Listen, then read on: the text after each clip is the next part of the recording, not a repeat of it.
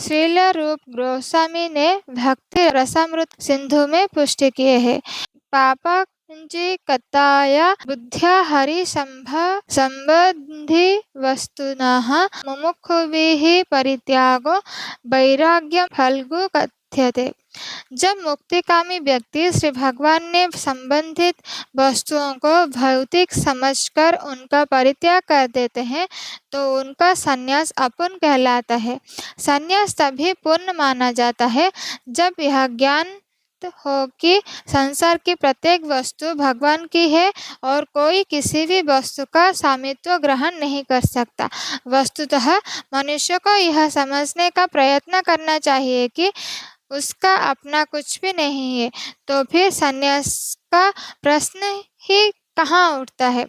जो व्यक्ति यह समझता है कि सारी संपत्ति कृष्ण की है, वह नित्य सन्यासी है। प्रत्येक वस्तु कृष्ण की है, अतः उसका उपयोग कृष्ण के लिए किया जाना चाहिए। कृष्ण भावना भावित होकर इस प्रकार का पूर्ण कार्य करना मायावादी सन्यासी के कृत्रिम वैराग्य से कहीं उत्तम है। ज्ञेयः स नित्य सन्यासी यो न दुष्टि न कांक्षी निर्द्वंद्वो हि महाबाहो सुखम बंधात् प्रमुच्यते। जो पुरुष ना तो कर्म फलों से घृणा करता है और न कर्म फल की इच्छा करता है, वह नित्य सन्यासी जाना जाता है। हे महाबाहु अर्जुन, ऐसा मनुष्य समस्त द्वंद्व से रहित होकर भव बंधन को पार कर पूर्णतया मुक्त हो जाता है।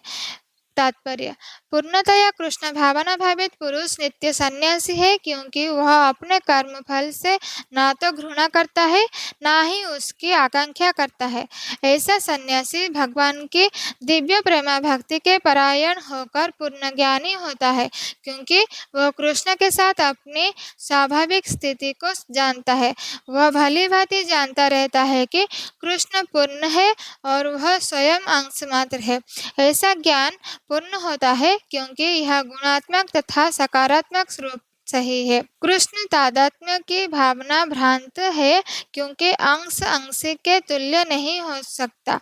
यह ज्ञान की एकता गुणों की है, ना कि गुणों की मात्रा की सही दिव्य ज्ञान है, जिससे मनुष्य अपने आप में पूर्ण बनता है, जिसे ना तो किसी वस्तु की आकांक्षा रहती है, न किसी शोक।